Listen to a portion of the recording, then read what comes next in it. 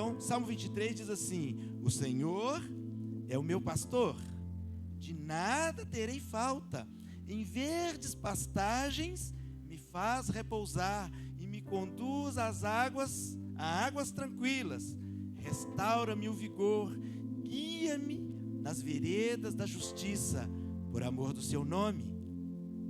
Mesmo quando eu andar por um vale de trevas e mortes, não temerei perigo algum, pois tu estás comigo.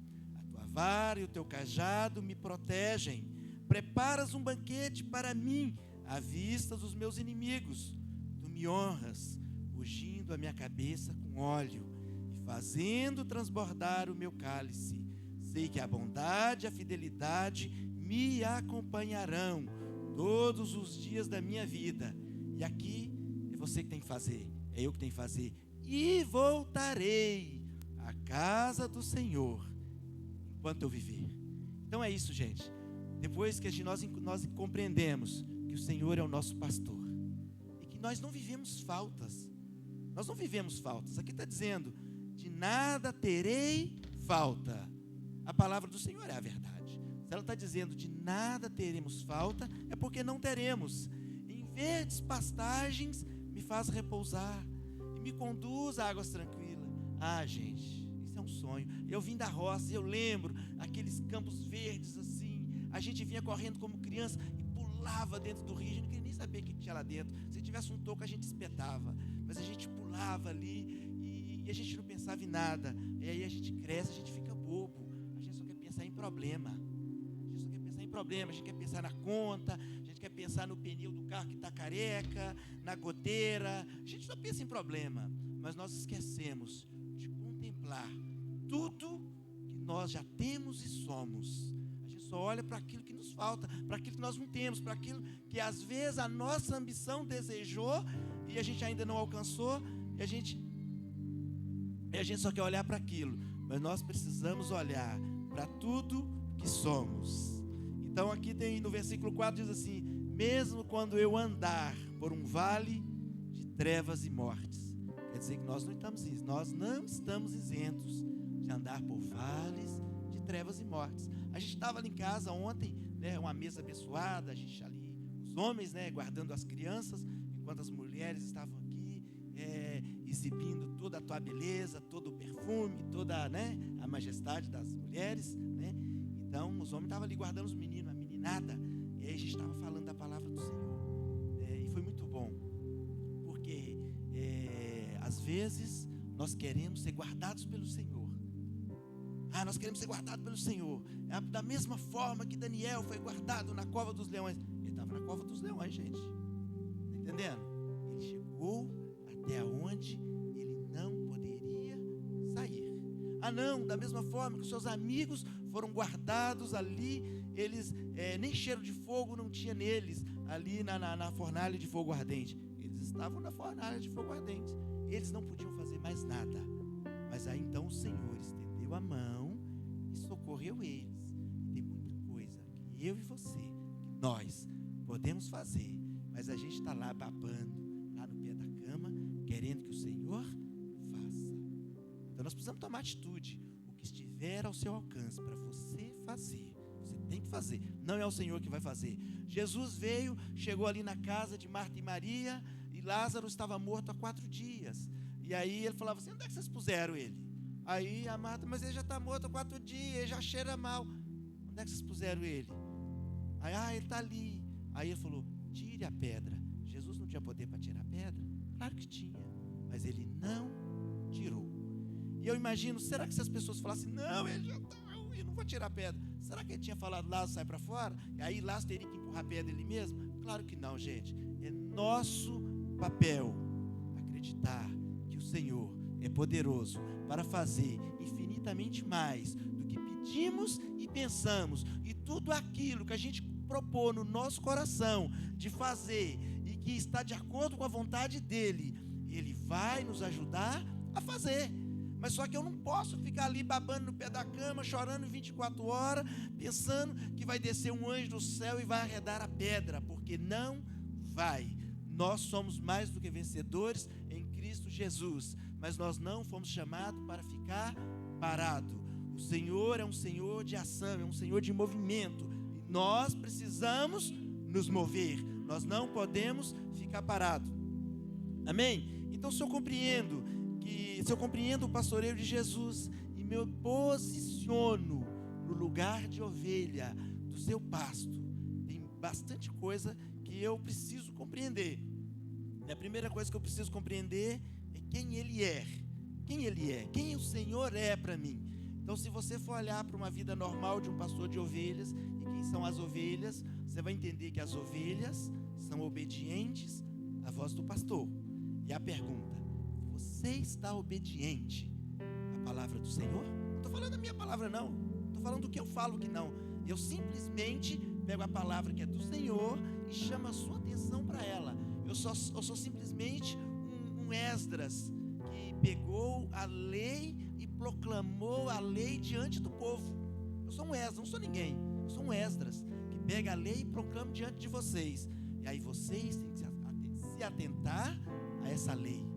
Então, primeira coisa, a ovelha que está ali no pasto do pastor, ela obedece à voz do pastor.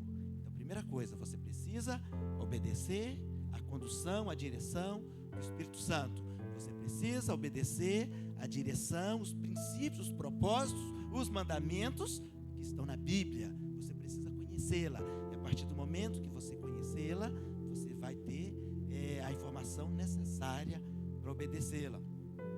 A segunda coisa você precisa compreender quem Ele é, quem Jesus é para você. Então eu coloquei aqui algumas observações, porque nós lemos aqui 6 versículos. E nesses 6 versículos nós encontramos provisão, nós encontramos repouso, nós encontramos condução, nós encontramos restauração, vigor, ausência do medo, presença do Senhor. Nós encontramos proteção, banquete, honra, unção, transbordar, bondade e fidelidade, gratidão. Nós encontramos isso em 6 versículos. E se apertar, sai mais. E aqui nós nem estamos falando de salvação e de eternidade. Nós estamos falando de 6 versículos, um salmo conhecidíssimo. É por isso que eu falei, vou fazer uma camisa, porque esse salmo ele é muito informativo para nós. Então, eu quero fazer para você 2 perguntas. Não precisa responder para mim, mas responda no seu interior. Responda para você mesmo. E a partir de hoje, você precisa ter essa resposta. A primeira pergunta: o que você tem buscado? O que você tem buscado? A gente levanta cedo, dorme tarde, trabalha bastante, faz um monte de coisa. Mas a pergunta é: o que você tem buscado? Responda para si mesmo. O que você tem buscado? Quais são os seus objetivos? Quais são os seus objetivos? Muitas pessoas saem do Brasil fugindo de uma dificuldade e vêm para cá alicerçada numa ilusão. Aí chega aqui, as coisas não se resolvem como ela gostaria que se resolvesse, tem uma decepção muito grande.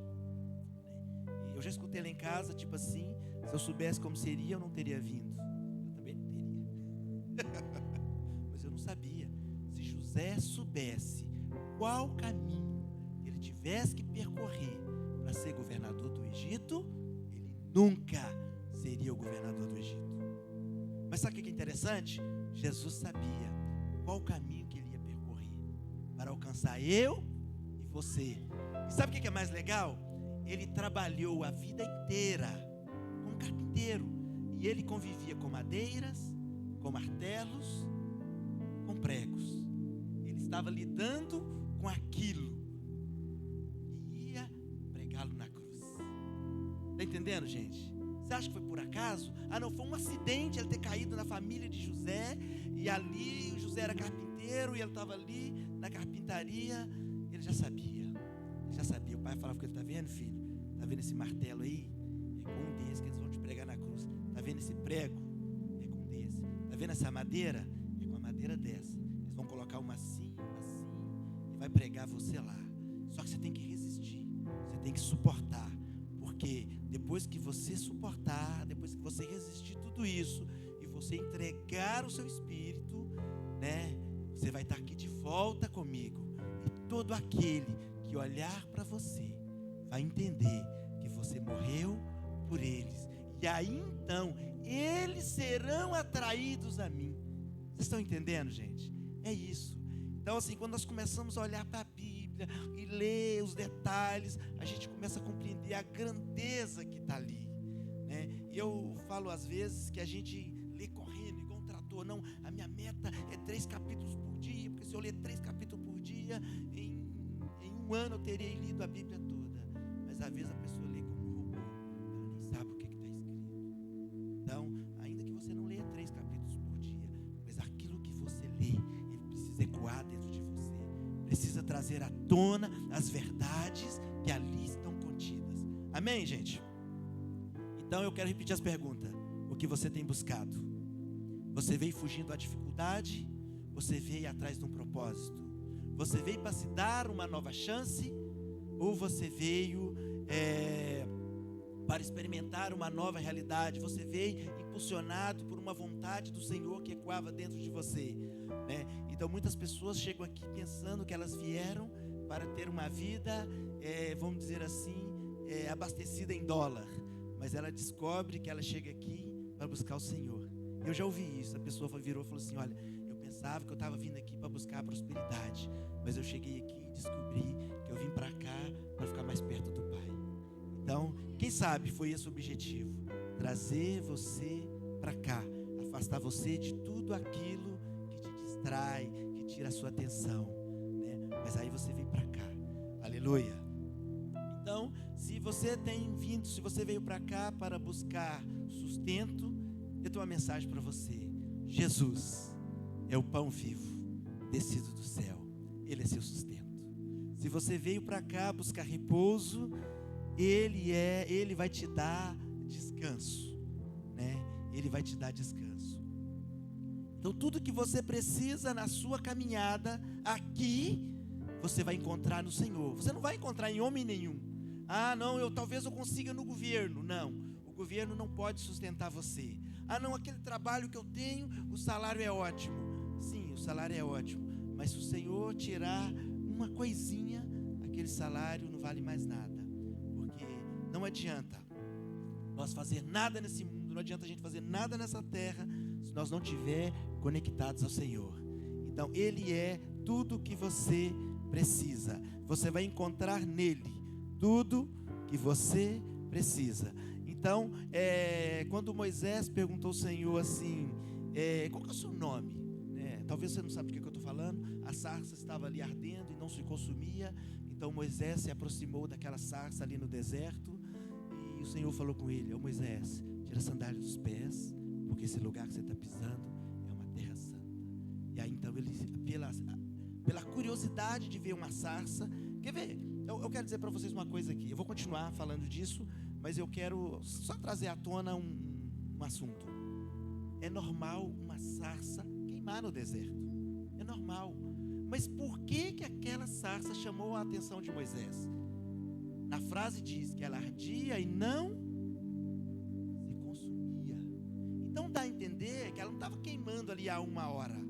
Já tinha um tempo que ela estava ali ardendo em chamas. Mas ela não se consumia. E aí então Moisés ficou curioso, e o Senhor falou com ele. E aí depois daquela conversa, ele perguntou assim: qual que é o seu nome? Qual que é o seu nome? E aí a gente quer saber o nome do Senhor. Aí o que ele respondeu? Eu sou o meu nome, Moisés. Eu sou tudo que você precisa. Eu sou tudo que você precisa. Se existe alguma coisa na sua vida que você precisa, você pode procurar no Senhor, porque Ele é tudo que você precisa. Aí você fala assim: não, mas eu estou procurando prata e ouro. Ele também pode te dar, porque Ele é o dono da prata e do ouro. Ah, não, eu estou procurando saúde. Ele levou sobre si todas as nossas dores. Então, por suas pisaduras nós fomos sarados. Então você vai encontrar nele. Ah, não, eu estou procurando descanso. Ele é descanso. Se você estiver procurando refúgio, Ele é refúgio e fortaleza, socorro bem presente na hora da angústia. Tudo que você precisar nesse lugar, nessa terra, você vai encontrar no Senhor. Não tem nada que Ele não pode te suprir. Então eu estava ali essa semana ouvindo uma mensagem, e aí o pregador estava falando de cura interior, cura da alma, cura da mente. E aí as pessoas buscam cura em tudo que é lugar, mas ela esquece de buscar a cura do Senhor. Ou não importa o tipo de cura que você quer ter. Ah não, eu tive uma quebra financeira, eu preciso sair desse buraco, eu preciso sair desse abismo. Proste aos pés do Senhor, Ele vai te dar a sabedoria necessária para contornar a situação. Ah não, é o casamento que está ruim. Se você se posicionar no lugar de direito, que é aos pés do Senhor, mas não é lavar os pés dele com lágrima, com hipocrisia, não. Não é isso não. É lavar os pés dele com lágrima, com sinceridade de coração. A palavra do Senhor diz que um coração quebrantado e contrito, Ele não despreza. Então, se você se quebrantar aos pés do Senhor, Ele vai estender as mãos para você, Ele vai suprir você, Ele vai levantar você, Ele vai te colocar de pé. Mas nós precisamos apresentar ao Senhor. Mas Ele vai sustentar você de pé na posição que você precisa estar. Amém, gente? Aí você vira para mim e fala assim: como que eu sou mais do que vencedor? Gente, o que é que o vencedor tem? O vencedor tem na mão um troféu, ele tem na mão a vitória, ele tem na mão os bons resultados, para não dizer o melhor resultado. E o que é que você tem na mão? Você tem na mão o Senhor de tudo. Quando você pega aquela Bíblia, ali tem 66 livros, que foi escrito ao longo de aproximadamente 1000 anos, por pessoas diferentes, gerações diferentes, países diferentes, usando línguas diferentes, mas todos eles apontavam para o nosso único e suficiente Salvador. Todo livro bíblico aponta para Jesus. E aí Jesus vem e com o seu sangue Ele me resgata, eu e você. E aí eu viro e falo assim: ah não, todo mundo fala que eu não vou dar em nada, que eu sou um perdedor, que... Não, gente, nós somos vencedores, porque tudo que nós necessitamos, nós podemos encontrar nele. Ah não, mas eu não sei como encontrar. Você vai encontrar através da Bíblia. Então eu quero ler com você aqui um texto bíblico, só para a gente caminhar um pouquinho, para não falar que eu falei muito e li pouco, porque eu gosto de ler muito. Então Gálatas capítulo 4, versículo 1 fala assim: digo, pois, que todo tempo que o herdeiro é menino, de nada difere do servo, ainda que seja senhor de tudo. Claro que isso aqui está dentro de um contexto bem amplo, mas eu quis focar nesse versículo 1, porque às vezes nós ainda somos criança. E nada nós diferimos do servo. Por quê? Nós precisamos estar debaixo de tutores e curadores determinados pelo Pai. Isso é o versículo 2, por gentileza. Então, aqui no versículo 3 fala assim: assim éramos nós. Não, assim também nós, quando éramos menino, estávamos reduzidos à servidão, debaixo dos primeiros rudimentos do mundo. Então, ou seja, quando Paulo estava escrevendo isso aqui, ele pegou o versículo 1 e falou: o menino em nada se difere do servo, no que tange a herança. E aí depois está falando que aquele menino estava debaixo de tutores e curadores. Para quê? Aquele tutor e aquele curador estava guardando a herança até que aquele menino crescesse. Mas aqui no versículo 3 ele está falando assim, olha, assim também nós, quando éramos, ele estava falando numa condição passada. Mas só que quando Paulo estava escrevendo isso daqui, ele estava falando para os Gálatas, que já haviam crescido. E aí o que nós precisamos fazer? Nós precisamos também crescer. Crescer para quê? Para a gente acessar a herança. Eu quero acessar a herança com cabeça de menino. Então, assim, nós precisamos acessar a herança com cabeça de gente, com a mentalidade de gente que sabe o que fazer com essa herança. Então nós precisamos acessar aquilo que o Senhor tem preparado para nós. Na verdade, já está preparado. Ele não vai preparar. O Senhor não faz uma promessa e depois ele sai todo atabalhoado, dizendo, nossa, e agora? Eu prometi e eu preciso... Não, gente. Primeiro, ele provê. Depois aparece a necessidade. Quando Adão, ali no Éden, teve fome e quis comer alguma coisa, ou teve sede, eu acho que ele comia e bebia, né? Ele era uma pessoa, né? Tanto que comia e bebia que ele comeu o que não devia comer. Mas deixa para lá, não é disso que nós vamos falar hoje. Antes de Adão chegar no Éden, o Senhor já havia provido tudo. Então, antes de uma necessidade aparecer para você, o que ele faz? Primeiro ele provê tudo. Mas nós precisamos acessar essa provisão. E como é que nós acessamos essa provisão? Conhecendo Ele, conhecendo os caminhos, conhecendo os mandamentos, conhecendo os propósitos. A provisão está aqui, mas eu vou para lá.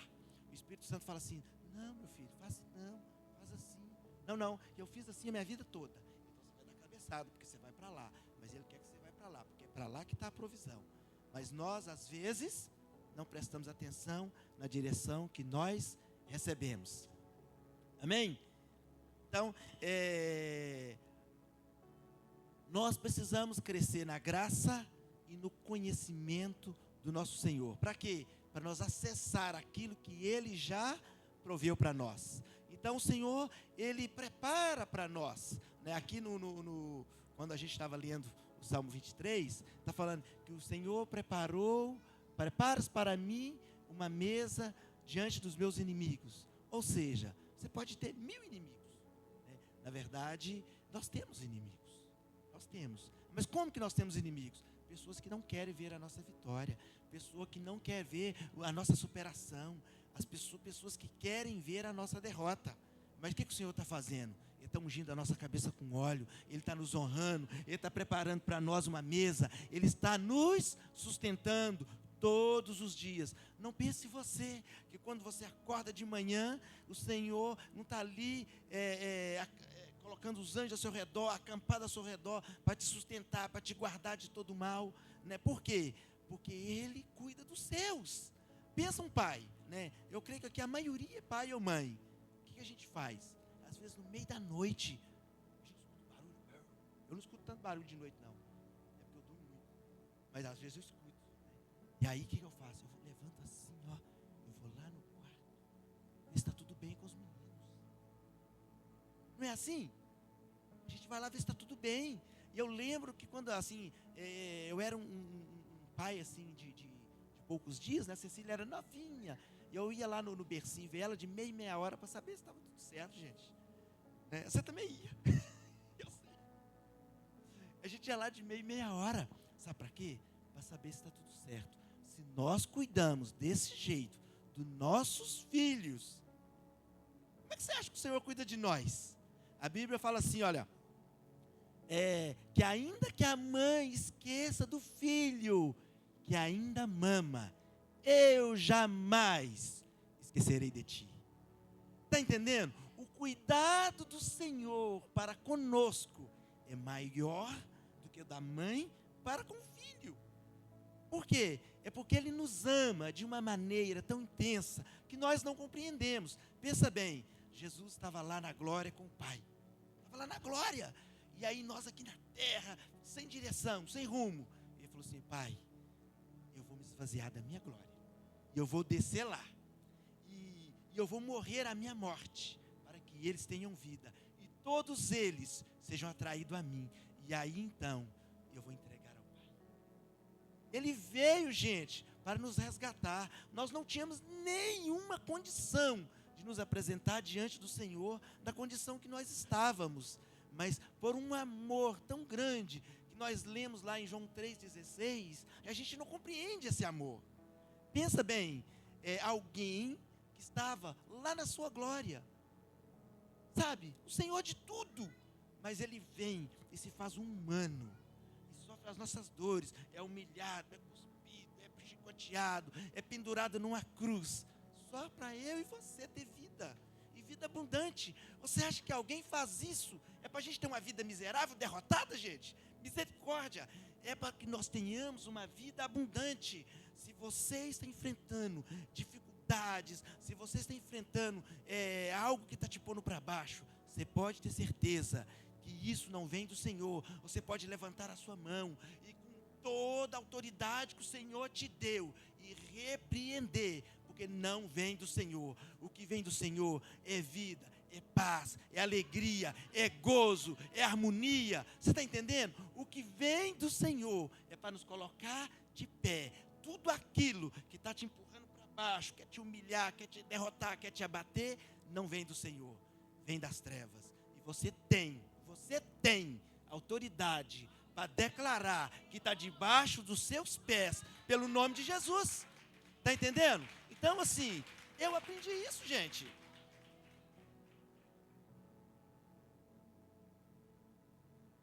Aleluia. Então, Hebreus 4,16 fala assim, olha: cheguemos, pois, com confiança ao trono da graça, para que possamos alcançar misericórdia e achar graça, a fim de sermos ajudados em tempo oportuno. Quando qual é o tempo oportuno? É na hora que você está precisando. Ah, não, eu estava precisando no ano passado, mas a ajuda chega hoje. Está errado, alguma coisa está errada. Então, é em tempo oportuno. Mas nós precisamos chegar com o quê? Com confiança. E você só chega com confiança se você tem intimidade. Eu vou ali falar com o chefe, por exemplo, né? Eu não sei quem é o chefe, mas o chefe está lá e alguém vira e fala, você vai lá falar com o chefe. Eu chego lá, pisando macio, porque eu não tenho confiança. Mas se eu vou chegar na presença do Pai, do meu Pai, eu chego assim, murchinho, encolhido? Quem chega encolhido, murchinho na presença do Pai? Ninguém, gente. Nós chegamos à presença do nosso Pai com confiança. Você chega, abraça, né? Eu não tive isso com meu pai. Mas assim, algo assim que eu vi na família da Gisele, que eu assim apaixonei. Ela chegava, abraçava o pai dela e beijava o velho. Eu nunca beijei o velho não, tá? Ela chegava e beijava o velho assim, e aquele amor tão grande. Por quê? Ela tinha confiança. Eu não abraçava o meu pai, não é porque eu era uma criança rebelde, não.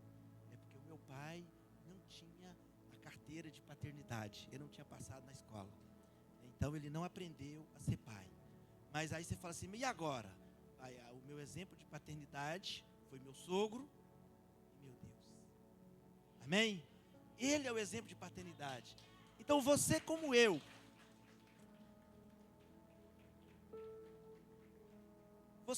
que não teve um exemplo de paternidade, você precisa buscar essa paternidade na Bíblia. É lá que está o exemplo de paternidade. O perfeito exemplo de paternidade. Mas eu tive meu sogro, um homem assim, fantástico. Eu assim, ele dava trabalho para mim, mas ele é fantástico. Eu estava querendo roubar a menina dele, deixa para lá. Porque bem sei que os pensamentos que tenho a vosso respeito, diz Senhor, pensamentos de paz e não de mal, para dar o fim que esperais. Então me invocareis, ireis e orareis a mim, e eu vos ouvirei, e buscar-me-eis e me achareis, quando me buscardes de todo o vosso coração. Então, olha, eu quero convocar você nessa manhã. Não saia daqui sem compreender isso. Se você está vivendo um tempo de dificuldade, não é afastando do Senhor que você vai resolver essa dificuldade. Eu não sei qual é a dificuldade, você sabe. O Senhor, você precisa declarar essa dificuldade diante do Senhor. E aí então, você precisa buscar o Senhor, você precisa invocar o Senhor. E quanto mais você caminhar em direção a Ele, mais Ele vai também caminhar em sua direção. E nós, muitas das vezes, nós não sabemos. Nós ficamos ali parados, esperando o Senhor dar o primeiro passo. Ele já deu. E tem um pastor que ele fala que a intimidade com o Senhor é um jogo de xadrez. Ele faz um movimento, você faz outro movimento.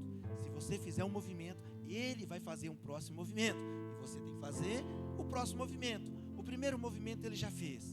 Ele desceu do céu e morreu para que eu e você tivesse vida. E agora o que nós temos que fazer? nós temos que fazer o mesmo que aquelas pessoas fizeram lá no deserto. Quer ver? Um negócio que eu demorei a entender. Eu quero ajudar você a entender isso hoje. Quando aquelas serpentes, lá no deserto, as pessoas murmuraram contra o Senhor, aí então vieram pragas, que eram aquelas serpentes, e elas mordiam as pessoas, e as pessoas morriam. E aí o Senhor deu uma solução para Moisés. Falou: Senhor Moisés, pega um bronze, faz uma serpente, põe numa haste e levanta bem alto. Todo lugar onde as pessoas estiverem no acampamento, que elas foram picadas pelas serpentes, elas vão olhar para aquela serpente de bronze e elas vão ser curadas. Mas, gente, tem gente que acha que aquilo ali é uma solução para a idolatria. Não. Aquilo ali era uma prefiguração de Cristo. Hoje, todo homem está mordido pelo pecado. Todo homem está mordido pelo pecado. E aí, quando Jesus foi levantado, o homem olhou para Jesus, creu no que ele estava fazendo, o peso do pecado sai. Então, aquelas pessoas, quando elas eram mordidas pela serpente, e elas olhavam para aquela serpente de bronze que Moisés fez, elas eram curadas. Aí você fala assim: mas espera aí, aquela serpente era um símbolo da serpente, e Jesus, a Bíblia diz que ele se fez pecado por nós. Entendeu? Ele se fez pecado por nós. Então, da mesma forma que as pessoas ali no deserto olhavam para a serpente, era curada, da mesma forma que nós hoje olhar para Jesus, nós somos curados. Curado de quê? De tudo. Não importa qual é a sua dificuldade, você precisa fitar os olhos em Jesus. Ele vai sustentar você. Ele vai sustentar você. Então, assim, eu quero que você saia daqui tendo em mente: você precisa buscar o Senhor. Você é mais do que vencedor.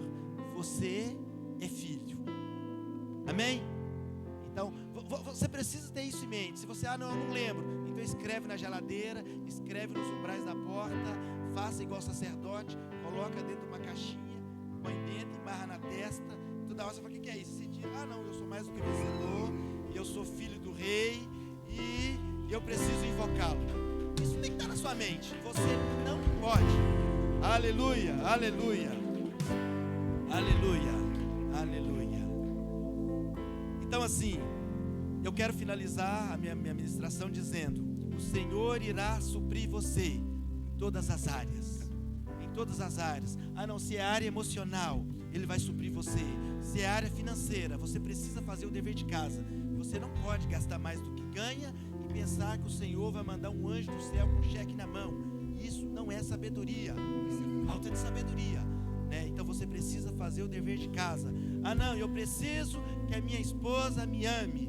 Mas então você tem que fazer o que Jesus fez. A Bíblia diz: maridos, amai as vossas esposas, como Cristo amou a igreja e se entregou por ela. Esse se entregou por ela e morreu. Então, se você for preciso morrer, você precisa morrer para a sua esposa. Morrer que jeito? Para salvar ela? Não. Jesus já fez isso. Você precisa morrer para as suas vontades. Você precisa morrer para os seus mimimis.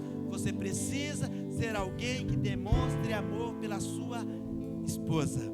Esposa, respeite os seus maridos. Então, assim, gente, isso é vida cristã, gente. Às vezes a gente pensa que vida cristã é só aleluia, glória a Deus, e eu vou morar no céu. Não, nós vivemos uma visão de reino. Nós vivemos uma caminhada de reino. Nós precisamos viver a palavra do Senhor. Então, quando eu falo para você que você precisa morrer para suas vontades, não pense em você que eu nunca magoei a minha esposa. Eu já magoei ela, mas eu também já pedi perdão para ela. E eu tento todos os dias ser melhor. Um dia desse ela até falou comigo: o que está acontecendo? O que está acontecendo? Vou morrer não, não preocupa não. Eu preciso amar essa mulher da mesma forma que Jesus amou e morreu pela igreja. Então, gente, vida cristã é isso, gente. Isso, ela empolgou. Então, aleluia, aleluia, aleluia, aleluia. Então, nós precisamos, muitas das faltas que nós achamos que temos, Porque nós comparamos a nossa vida.